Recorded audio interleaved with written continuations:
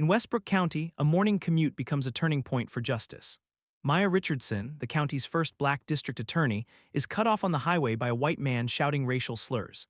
Hours later, that same man walks into her office seeking legal help. What Jerome Whitfield doesn't realize is that the woman he harassed now controls his fate. As Maya uncovers a web of corruption protecting the privileged, she faces powerful enemies willing to threaten her family and career. When Whitfield switches sides to help her expose the truth, he becomes a target. Now Maya must dismantle a system of injustice while protecting her unlikely ally. In a county built on connections, she'll prove that justice should depend on evidence, not privilege. Was Maya right to show mercy to the man who harassed her? Drop your thoughts in the comments and don't forget to subscribe for more stories of justice served. Maya Richardson tapped her fingers against the steering wheel of her charcoal Audi, matching the beat of Aretha Franklin's Respect playing through the speakers. After 15 years as a prosecutor, today marked her first official day as Westbrook County's district attorney. At 46, she had broken barriers as the first black woman to hold the position in the county's history. Exit 24, 2 miles, the GPS announced. The morning commute was heavier than usual, the spring sunshine bringing more drivers onto I-75. Maya checked her watch, 7 a.m., perfect timing. She'd have 30 minutes to settle in before the 8 a.m. staff meeting where she would introduce herself to her new team. A red pickup truck suddenly swerved into her lane, missing her front bumper by inches. Maya slammed on her brakes, her leather portfolio sliding off the passenger's seat onto the floor. Her heart hammered against her ribs. "What the hell?" she muttered, straightening her navy blazer. The truck slowed deliberately, forcing her to reduce speed. The driver, a middle-aged white man with a crew cut, adjusted his rearview mirror to stare at her. When Maya attempted to change lanes, he matched her movement, blocking her path. Maya took a deep breath. 20 years living in Westbrook County had taught her to stay calm in these situations. She recognized the pattern, the intentional intimidation, the clear message, "You don't belong here." The man's window rolled down. He stuck his arm out, gesturing for her to pull over. "Not happening," Maya said to herself, maintaining a safe distance. At the next opportunity, Maya managed to navigate around him by briefly accelerating into the right lane. As she passed, the man's face contorted with anger. He shouted something she couldn't hear over Aretha's powerful vocals, but his expression made the sentiment clear enough. The truck accelerated, pulling alongside her. The driver rolled down his window further. "Go back where you came from," he shouted, his face flushed red. "This ain't your highway." Maya kept her eyes forward, refusing to engage. Her phone automatically recorded the interaction through her dashcam app, a habit she developed years ago after similar incidents. The exit approached and Maya signaled her turn. The red truck followed. Her stomach tightened as she considered her options. The courthouse was just 2 miles ahead, better to continue there where security would be present than to stop elsewhere. As she pulled onto the exit ramp, the truck stayed close behind. At the traffic light, he pulled up beside her again. "You people think you own everything now," he snarled, pointing an accusatory finger. Maya allowed herself one calm, measured look in his direction before the light changed. She memorized his face, square jaw, deep-set eyes, a small scar above his right eyebrow. She also noted his license plate, WBK 4729. The courthouse came into view, its limestone columns gleaming in the morning sun. Maya pulled into the reserved parking space marked District Attorney. As she gathered her belongings, she noticed the red truck circling the parking lot before speeding away. Inside the courthouse, security greeted her warmly. "Morning, Madam District Attorney," said Officer Jenkins, a veteran of the courthouse security team. "Ready for your first day?" "More than ready," Maya replied, straightening her shoulders. She entered her new office, setting her belongings on the polished mahogany desk. The room still smelled of fresh paint and new furniture. A congratulatory bouquet from her daughter Zoe sat on the credenza, alongside a framed photo of Maya's late parents. Maya opened her laptop and downloaded the dashcam footage, saving it with today's date. She wouldn't file a report, not yet. But 15 years as a prosecutor had taught her the value of documentation. Her assistant Tricia knocked lightly on the open door. "Your 8 a.m. is ready in the conference room," she said. "And just so you know, there's a last-minute addition to your 10 a.m. meeting with the traffic division." Jerome Whitfield requested a personal consultation regarding a potential plea deal on his DUI case. Maya nodded. "Thanks, Tricia, I'll be ready." She didn't know yet that Jerome Whitfield drove a red pickup truck with license plate WBK 4729, but she would find out soon enough. The conference room buzzed with anticipation as Maya entered. 23 faces turned toward her, most curious, a few skeptical, all waiting to see what kind of leader she would be. After brief introductions, Maya outlined her vision for the district attorney's office: transparent, fair, and focused on community safety rather than just conviction rates. "I've reviewed our current caseload," Maya said, clicking through her presentation. Our violent crime prosecutions are solid, but I see gaps in how we're handling financial crimes and drug cases." She paused, noting the surprised expressions. Her predecessor had prioritized drug offenses, often pushing for maximum sentences regardless of circumstances. "Starting today, we'll evaluate each case on its individual merits," she continued. "Violent offenders remain our priority, but for nonviolent drug offenses, we'll consider diversion programs when appropriate." Senior Prosecutor Thomas Wallace shifted uncomfortably in his seat. "With all due respect, Ms. Richardson, that approach might signal weakness to criminals." Maya met his gaze. "It's District Attorney Richardson, Mr. Wallace, and I don't equate justice with punishment. Data shows diversion programs reduce recidivism while saving taxpayer money." The meeting concluded at 9:45, giving Maya 15 minutes before her 10 a.m. appointment. Back in her office, she reviewed the file Tricia had prepared on Jerome Whitfield. 2 prior DUIs, the most recent involving property damage to a public park entrance. No injuries, but his blood alcohol level was twice the legal limit. At precisely 10 a.m., Tricia opened the door. "Mr. Whitfield is here, District Attorney Richardson." Maya looked up and froze. Standing behind Tricia was the driver of the red pickup truck from this morning. Jerome Whitfield didn't immediately recognize her. His demeanor was subdued, respectful, entirely different from the road rage persona she'd encountered earlier. He wore a pressed button-down shirt and khakis, his crew cut combed neatly to the side. "Thank you for seeing me, District Attorney," he said, extending his hand. Maya stood, maintaining her professional composure. "Mr. Whitfield, please have a seat." As she gestured toward the chair across from her desk, recognition dawned in his eyes. His outstretched hand faltered. The color drained from his face. "You," he whispered. "Yes, Mr. Whitfield, me." Maya's voice remained even. "I believe we had an encounter on I-75 this morning." Whitfield sank into the chair, his confidence evaporating. I wasn't." "Before we discuss that," Maya said, opening his file, "let's address why you're here. Your attorney has proposed a plea agreement for your DUI case." Whitfield swallowed hard, his eyes darting between Maya and the door as if calculating his escape options. "Your record shows this is your 3rd DUI, Mr. Whitfield. The prosecutor originally assigned to your case recommended 6 months jail time, license suspension for 3 years, and a $5,000 fine." "My lawyer said we could get that reduced," Whitfield mumbled. "I've got a business to run, I can't do jail time." Maya studied him. "What business is that?" "Construction, Whitfield Building Solutions. I've got 12 employees depending on me." Maya nodded, making a note. "And this morning you were heading to a job site." Whitfield shifted uncomfortably. "Look, about this morning. You cut me off intentionally, followed me when I tried to change lanes, and shouted racial slurs at me," Maya said matter-of-factly. "You told me to go back where I came from and that the highway wasn't mine."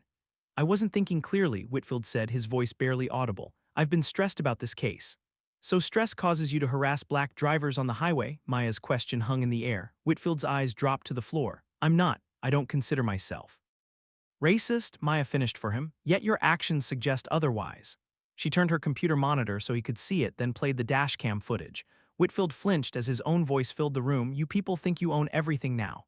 When the video ended, silence settled over the office. Maya closed the file.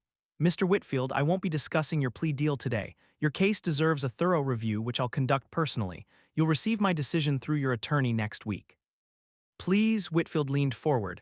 "My company won't survive if I'm in jail. I've got family depending on me." "So do most people who come through this office," Maya replied. "I suggest you use this time to reflect on your actions, both the DUI and this morning's incident. Our meeting is concluded." Whitfield stood shakily. "What about this morning? Are you going to press charges for that too?" Maya regarded him steadily. "That depends on you, Mr. Whitfield. We'll speak again soon." After he left, Maya sat quietly, considering her options. The dashcam footage provided clear evidence of harassment, potentially supporting charges of reckless driving or even criminal threatening. But she hadn't taken this job to settle personal scores. Justice, not revenge, would guide her decision. The rest of Maya's first day passed in a blur of meetings, briefings, and administrative tasks. By 6 p.m., only she and a few staff members remained in the office. Maya stood at her window, watching twilight settle over Westbrook County's courthouse square when her phone rang. The caller ID showed Zoe Richardson. "Hey, baby girl," Maya answered, smiling. Though Zoe was 24 and finishing law school at Georgetown, she'd always be Maya's baby. "How was day one as the most powerful attorney in the county?" Zoe asked. Maya sank into her chair. "Eventful. Had a run-in with road rage this morning, only to have the same man show up for a meeting about his DUI case." "Wait, what, Mom? Are you okay?" "I'm fine, just another reminder that not everyone in Westbrook County welcomed my appointment." Maya kept her tone light, not wanting to worry her daughter. "Did you file charges? Tell me you got his license plate." I did better than that. I've got video and now I've got his case file, but I haven't decided what to do yet. Zoe was silent for a moment. You're too soft sometimes, Mom. Men like that don't change unless they face consequences. And who taught you about justice versus revenge? Maya countered. The same person who taught me about systemic accountability, Zoe replied. Sometimes personal accountability is the first step toward fixing the system. After saying goodbye, Maya considered her daughter's words. The Whitfield case wasn't just about one man's DUI or even his road rage. It represented a larger issue, how justice was administered in Westbrook County. Maya pulled up Whitfield's complete record. Beyond the DUIs, she found 3 speeding tickets, 1 dismissed charge for disorderly conduct at a political rally, and a civil suit from a former employee alleging unsafe working conditions. The suit had been settled out of court. Maya then searched the county's case management system for similar DUI cases from the past 3 years.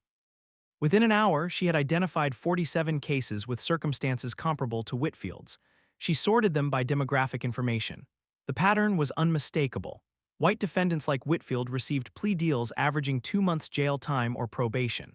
Black and Latino defendants with similar offenses and records received sentences averaging 8 months. The disparity couldn't be explained by case differences alone. Evidence gathering, Maya murmured, noting this step from her prosecutor's playbook. She downloaded the data, creating a spreadsheet of case numbers, charges, sentencing outcomes, and demographic information. A knock interrupted her analysis. Thomas Wallace stood in her doorway, his imposing figure backlit by the hallway lights. "Working late on your first day?" he asked. "Just getting my bearings," Maya replied, discreetly minimizing her spreadsheet. "Did you need something, Mr. Wallace?" He stepped into the office uninvited. "I heard Whitfield was here today. His case is mine." "Was yours," Maya corrected. "I've decided to review it personally." Wallace's smile didn't reach his eyes. "With all due respect, Madam District Attorney, I've been handling the DUI division for 12 years. Whitfield's case is straightforward." "Is it?" Maya gestured toward the chair across from her. "His record shows this is his 3rd offense, yet your recommendation is remarkably lenient compared to similar cases." Wallace remained standing. "Each case has unique factors. Indeed, I've identified 47 similar cases from the past 3 years. The sentencing recommendations show interesting patterns." Wallace's expression hardened. "If you're implying." "I'm not implying anything," Maya interrupted. "I'm stating that I'll be conducting a comprehensive review of our sentencing guidelines and past cases to ensure consistency and fairness." Whitfield's case simply highlighted the need. "Whitfield's family has deep roots in this county," Wallace said. "His father served on the city council for 20 years. His uncle was a judge here." "Are you suggesting that should influence our prosecution?" Maya asked. Wallace straightened his tie. "I'm merely providing context. Connections matter in small communities." "Justice matters more," Maya replied. "Good night, Mr. Wallace." After he left, Maya locked her office door and returned to her analysis. The Whitfield case was becoming more than a personal incident or even a single DUI prosecution. It was her first test as district attorney, a chance to address systemic inequities while dealing with an individual who had directly demonstrated prejudice against her. Maya stayed until 9 p.m., compiling data and outlining a broad reform plan for the office's charging and plea bargaining practices. As she finally gathered her things to leave, her phone pinged with a text message from an unknown number. "Back off the Whitfield case if you know what's good for you and your daughter. Georgetown is a long way from home." Maya's blood ran cold. She immediately called Zoe, relief washing over her when her daughter answered on the second ring. "Mom, what's up?" "Just checking in," Maya said, keeping her voice steady. "Make sure your apartment door is locked tonight, okay?" "Always is. Are you okay? You sound weird." "Just tired. Love you, baby girl." Maya ended the call and stared at the threatening text. She took a screenshot, then called the police chief, William Hargrove, one of the few officials who had publicly supported her appointment. "Bill, it's Maya Richardson. I need to report a threat." By 7 a.m. the next morning, Police Chief William Hargrove sat across from Maya in her office, reviewing the threatening text message. With his salt and pepper hair and weathered face, Hargrove had the look of a man who'd seen everything in his 30 years of law enforcement. "We've started tracing the number," he said, making notes in his leather-bound notepad. "Burner phone purchased with cash at a convenience store 10 miles outside town. We're pulling security footage." Maya nodded, her fingers wrapped around a mug of black coffee. "How many people know about my daughter at Georgetown?" "It was mentioned in the Tribune profile when you were appointed," Hargrove said. "Public knowledge, unfortunately." "What about Wallace?" Maya asked. "He seemed particularly disturbed that I'm reviewing the Whitfield case." Hargrove leaned back. "Thomas Wallace and the Whitfield family go back generations. They hunt together, vacation together. Wallace's wife and Whitfield's sister are on the hospital board." And nobody thought to mention this conflict of interest. Welcome to Westbrook County politics, Hargrove said with a grim smile. For what it's worth, I don't think Wallace would send a threat like this. He operates in more subtle ways. Maya pulled up her spreadsheet from the previous night. Like systematically recommending lighter sentences for friends and associates while pushing for maximum penalties for everyone else. She turned her monitor so Hargrove could see the data.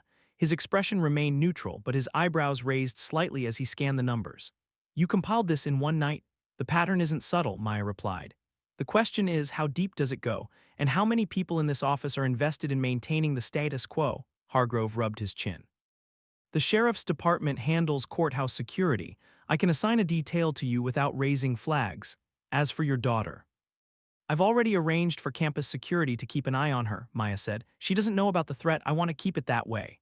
Their conversation was interrupted by Trisha's knock. Sorry to intrude, but Mr. Whitfield is here. He doesn't have an appointment, but he's quite insistent. Maya and Hargrove exchanged glances. Show him in, Maya said. Chief, would you mind staying? Jerome Whitfield entered looking considerably less composed than the day before. His shirt was wrinkled, his eyes bloodshot. He stopped short when he saw Hargrove. Is there a problem? Whitfield asked, his voice strained. That depends on you, Mr. Whitfield, Maya replied. Chief Hargrove and I were just discussing a threatening message I received last night. Whitfield's eyes widened. And you think No, absolutely not. That's not why I'm here. Maya gestured to the chair. Please sit. Explain why you are here. Whitfield sat rigidly. I couldn't sleep last night. What happened yesterday on the road, it wasn't right. I came to apologize. An apology delivered after you discovered I control the outcome of your case, Maya noted. It's not like that, Whitfield insisted. I mean, yes, I'm worried about my case, but that's not why. He paused, collecting himself. Look, I've lived in Westbrook County my whole life. My father always told me to protect what's ours. For a long time, I thought that meant keeping things the way they've always been. Meaning predominantly white leadership and influence, Maya clarified. Whitfield flinched but didn't deny it. When I saw you on the highway, something just triggered me. It wasn't right. It wasn't who I want to be. Hargrove leaned forward. Were you drinking yesterday morning, Mr. Whitfield? No, sir. I haven't had a drink since my arrest 4 months ago. Maya studied him. Mr. Whitfield, your apology is noted, but actions have consequences, both your DUI and your harassment yesterday. I understand, Whitfield said. I'm not asking for special treatment. Yet you've received exactly that in the past, Maya replied, turning her monitor to show him the sentencing data. Your previous DUIs resulted in minimal consequences compared to similar offenders of different backgrounds. Whitfield stared at the screen, then looked away.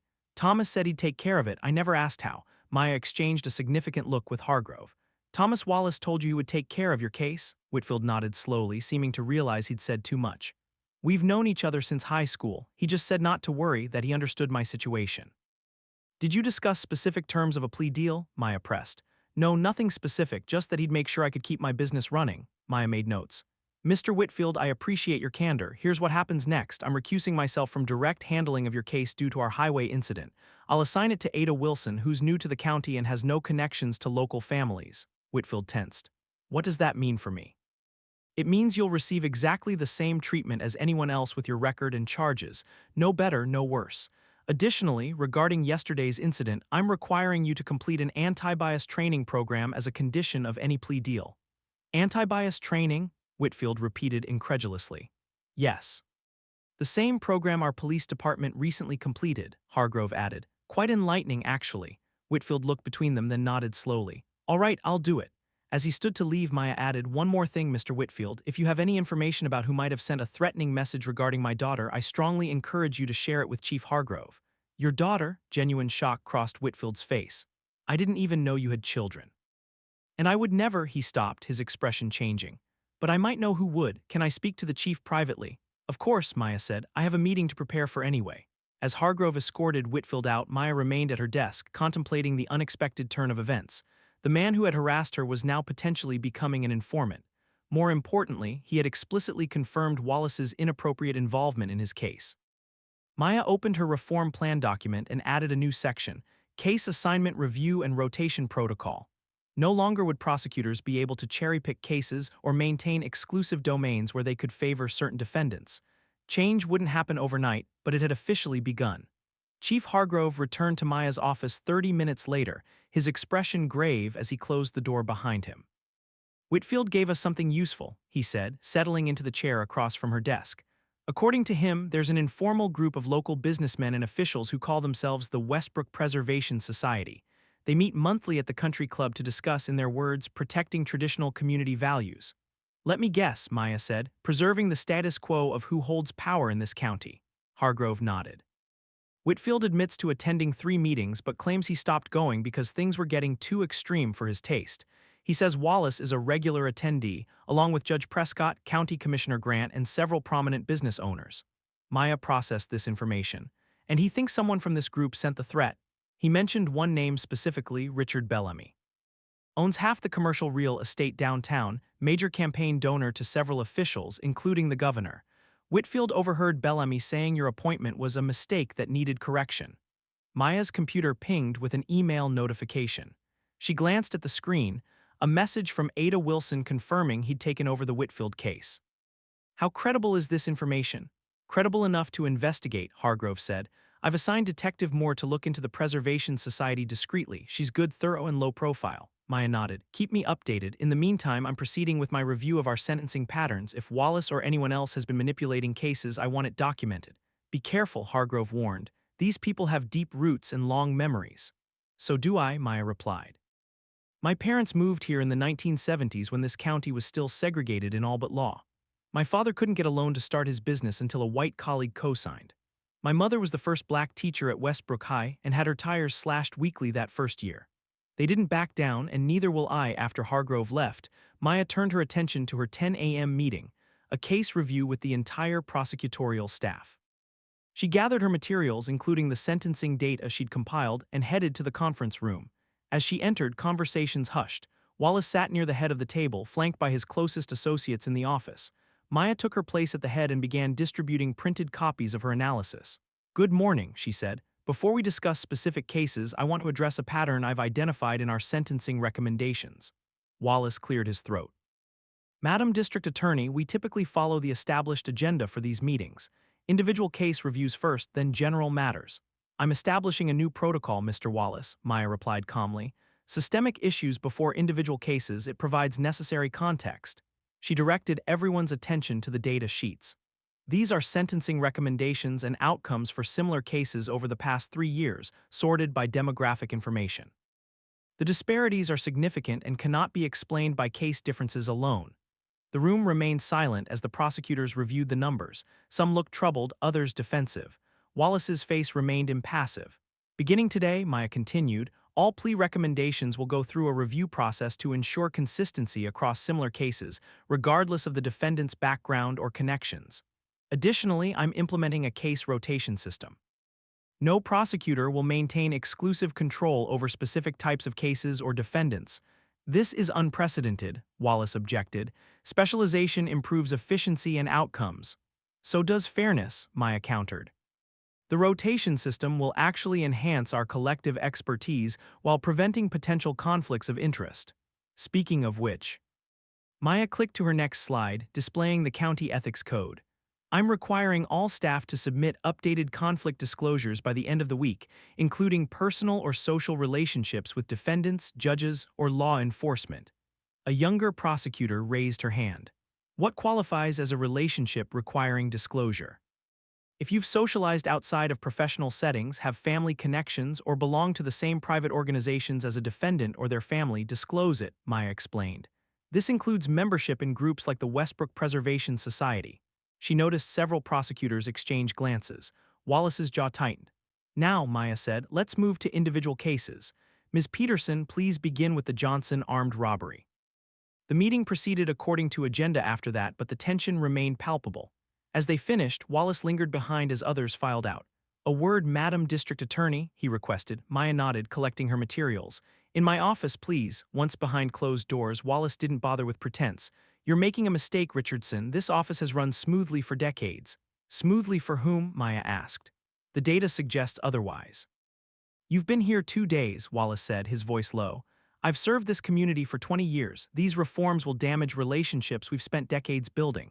Relationships that prioritize certain defendants over equal justice? Maya didn't back down. And let's be clear about something, Mr. Wallace. I'm aware of your connections to the Whitfield case and your involvement with the Preservation Society.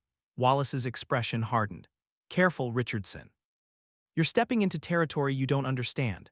I understand perfectly, Maya replied, and it's District Attorney Richardson. For now, Wallace said, moving toward the door, but administrations change. The people who appointed you can be persuaded to reconsider. After he left, Maya made a note of the conversation, adding it to her growing file of concerning interactions. Her phone rang Zoe's number. "Hey, Mom. Just letting you know I noticed a campus security officer following me to classes today. Anything I should know about?" Maya hesitated. "Just a precaution. I've received some pushback on changes I'm implementing."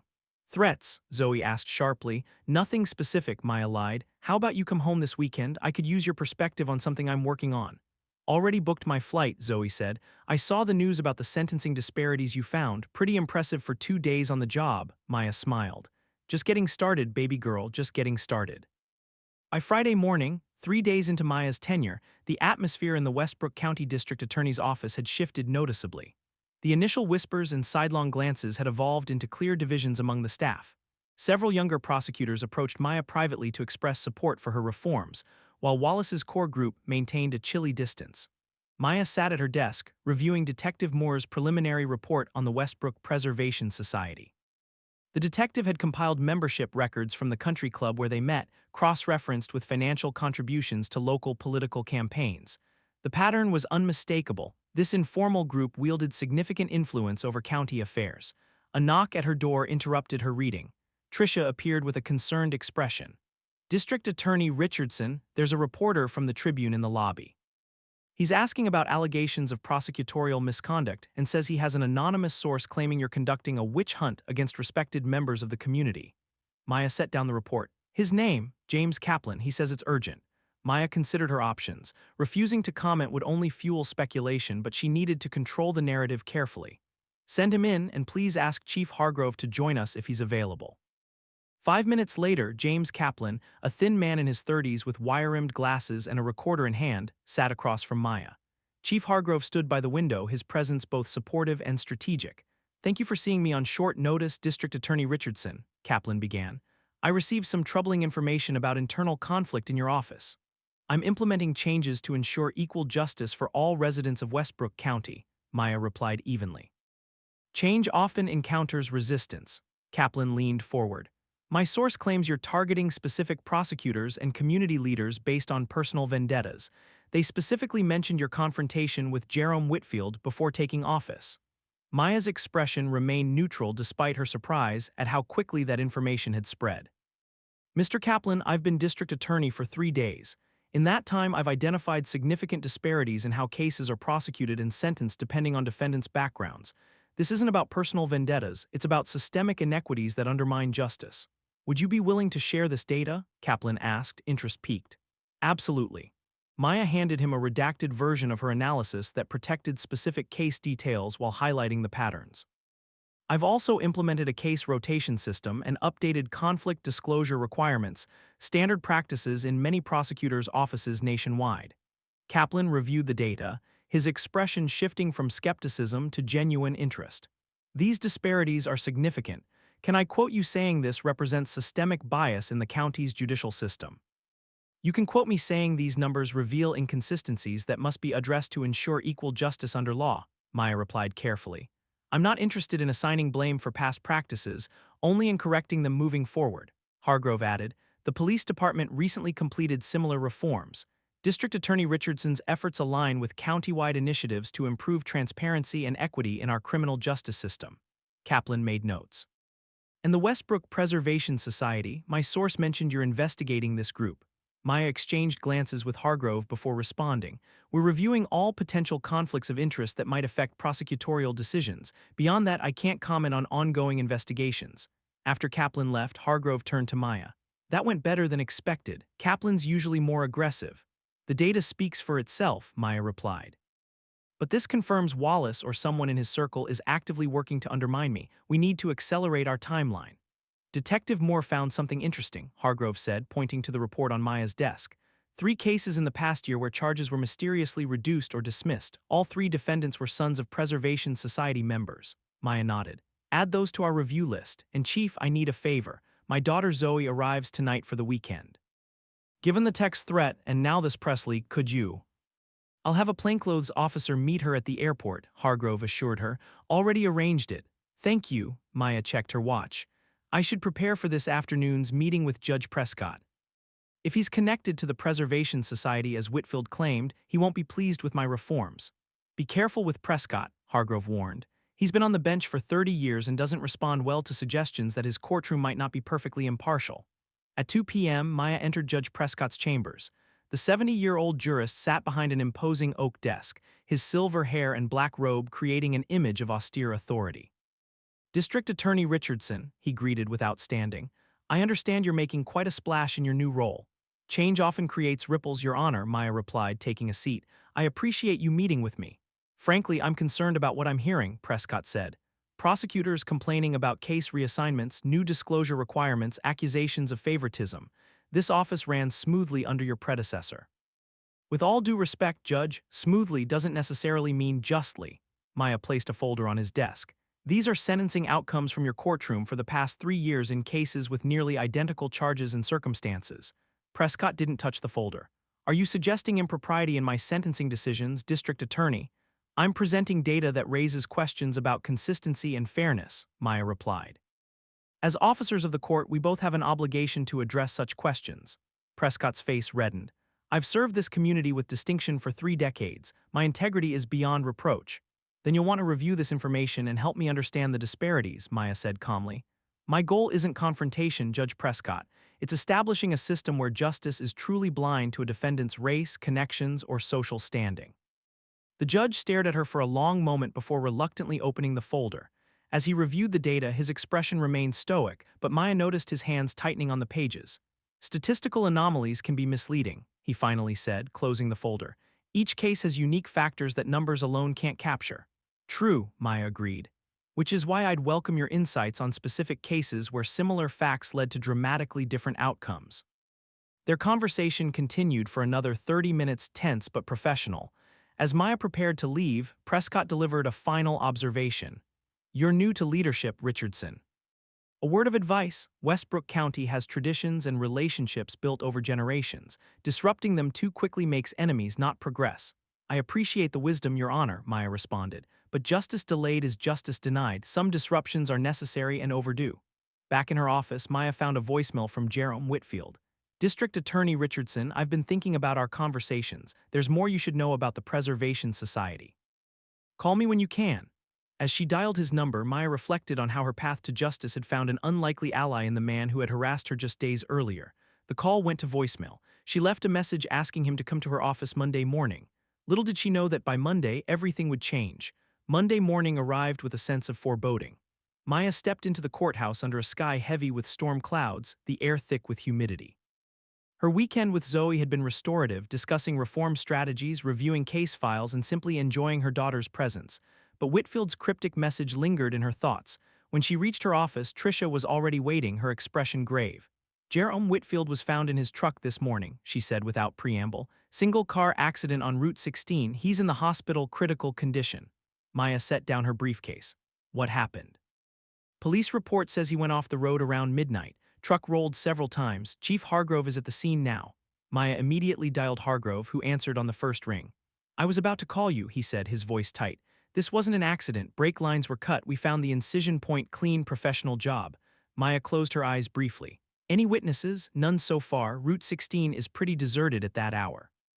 But we found something in Whitfield's truck, a sealed envelope with your name on it. I'm bringing it to you now. Within 30 minutes, Hargrove arrived, handing Maya a manila envelope. Inside was a USB drive and a handwritten note. Insurance policy. Everything about the society, members, activities, influence. If anything happens to me, make it public. J.W. Maya inserted the drive into her computer. It contained a folder labeled Preservation Society with dozens of files, meeting minutes, membership lists, financial records, and photographs. One subfolder was labeled Case Interference and contained documentation of 27 instances where society members had influenced case outcomes through Wallace or Judge Prescott. This is everything we need, Maya said, scanning the files. Whitfield was thorough. Too thorough, Hargrove replied grimly. Someone found out he was talking to us. Maya's phone rang. The hospital. District Attorney Richardson, this is Dr. Patel. Mr. Whitfield is asking for you. He's conscious, but you should hurry. 20 minutes later, Maya stood beside Whitfield's hospital bed. His face was barely recognizable beneath the cuts and bruises, tubes running from his arms and nose. His wife sat on the opposite side, her eyes red from crying. "You came," Whitfield whispered, his voice barely audible. "Of course," Maya replied. "Jerome, who did this to you?" "Bellamy," he managed. "He knew I was meeting you, said I was, betraying my own kind." He coughed, wincing with pain. "The files." "I have them," Maya assured him. "You've done the right thing." Whitfield's eyes met hers. "I never thought I'd end up on this side, fighting for justice." His breathing became labored. "Promise me you'll make it count." "I promise," Maya said firmly. She left as doctors rushed in, Whitfield's vitals dropping. Outside in the hallway, she called Hargrove. "We need to move now. Get me everything you have on Richard Bellamy." Back at her office, Maya assembled a small team she trusted. Assistant DA Wilson, Detective Moore, and Chief Hargrove. Together, they reviewed Whitfield's files and compiled evidence for arrest warrants. By noon, Richard Bellamy was in custody, charged with attempted murder. The evidence was undeniable. Surveillance footage showed his car near Whitfield's home the night before, and a search of his garage revealed tools with trace evidence matching the cut brake lines. As news of the arrest spread, Maya received a call from James Kaplan at the Tribune. "Care to comment on Bellamy's arrest and its connection to your investigation of the Westbrook Preservation Society?" "Not at this time," Maya replied, "but I will be holding a press conference tomorrow morning. I suggest you attend." The next morning, Maya stood before a bank of microphones in the courthouse steps. Behind her stood Chief Hargrove, her trusted prosecutors, and to everyone's surprise, Jerome Whitfield's wife. "1 week ago, I took office as Westbrook County's district attorney, promising equal justice for all citizens," Maya began. "Today, I'm announcing a comprehensive investigation into systemic prosecutorial misconduct and judicial bias in our county. Evidence suggests certain cases were manipulated based on defendants' connections to an organization called the Westbrook Preservation Society." Camera flashes intensified as reporters recognized the significance of her statement. "This investigation has already led to the arrest of Richard Bellamy for the attempted murder of Jerome Whitfield, who courageously came forward with evidence. As we speak, Thomas Wallace and Judge Prescott are being questioned about their roles in case manipulation." Maya continued, "These actions represent a profound betrayal of public trust, but they do not reflect the values of most Westbrook County citizens or officials. The vast majority of our prosecutors, judges, and law enforcement officers serve with integrity and deserve our respect." She looked directly into the cameras. "To anyone who believes justice should depend on who you know or what you look like, your time in Westbrook County is over. Equal justice under law isn't just a phrase engraved on our courthouse, it's a promise I intend to keep." As questions erupted from the press, Maya felt her phone vibrate with a text from Zoe. "Mom, you're trending nationwide, so proud of you."